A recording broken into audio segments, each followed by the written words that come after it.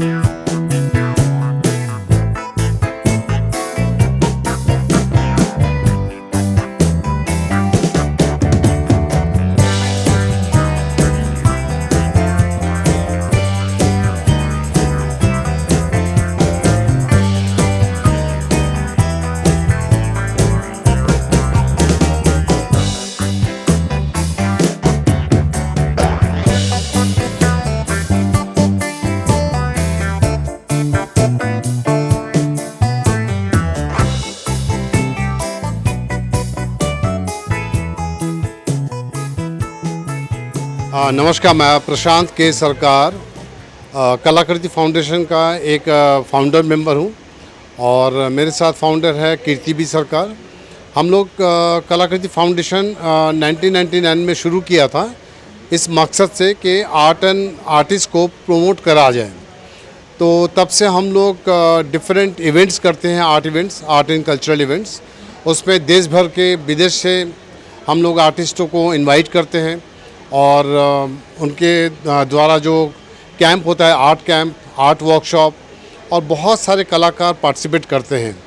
तो यहाँ पे जो स्पीकिंग आर्ट फाउंडेशन फेस्ट में जो आप ये कलाकृतियाँ देख रहे हैं, ये कलाकृति फाउंडेशन का जो एक इवेंट होता है जयपुर में, अनुगुंज, उसके कलेक्शन वाले काम हैं और अलग अलग स्टेट्स के हैं। और ओरिजिनल जो फोक आर्टिस्ट है, चाहे वो ट्राइबल हो, राजस्थान से हो, भीलवाड़ा से हो, और अलग अलग शहर हैं इंडिया से भी और अब्रॉड से भी, उनके काम यहाँ पे डिस्प्ले किया गया हुआ है। और तरह तरह के मीडियम हैं, एक मीडियम नहीं है, एक स्टाइल नहीं है, variety of style, variety of medium, जिसमें ब्रोंज भी है, फाइबर भी है, एक्रेलिक, ऑयल, सभी तरह के मीडियम्स यहाँ पे यूज़ किया गया है। Thank you so much.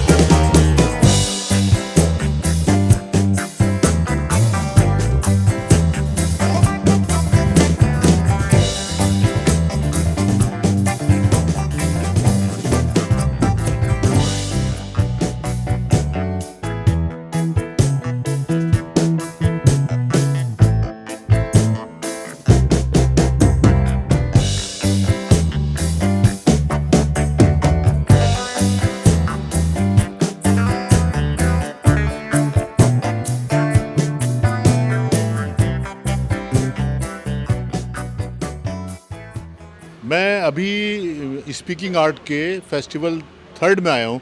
मैं पहले भी 2 फेस्टिवल अटेंड कर चुका हूँ और मैं ये देख रहा हूँ कि ये थर्ड फेस्टिवल पहले से बार बार हर जो इशू है वो बेटर से बेटर हो जा रहा है। तो तकरीबन मैं समझता हूँ शायद 50 स्टॉल इन्होंने यहाँ लगी हैं और मैं अगर मल्टीप्लाई करोगे कम से कम मोर देन 200 आर्टिस्ट यहाँ पे पार्टिसिपेट कर, और सभी के आर्ट वर्क डिफरेंट है और इसमें सारी रेंज नज़र आई मुझे। रेंज इन सेंस में कि यहाँ पे लैंडस्केप भी हर तरह की है, रूरल लैंडस्केप और अर्बन लैंडस्केप, रियलिस्टिक पोर्ट्रेट्स हैं यहाँ पे, एब्स्ट्रैक्ट पेंटिंग है यहाँ पर, सिंबॉलिकल वर्क भी यहाँ पर है और हर मीडियम भी नज़र आ रहा है।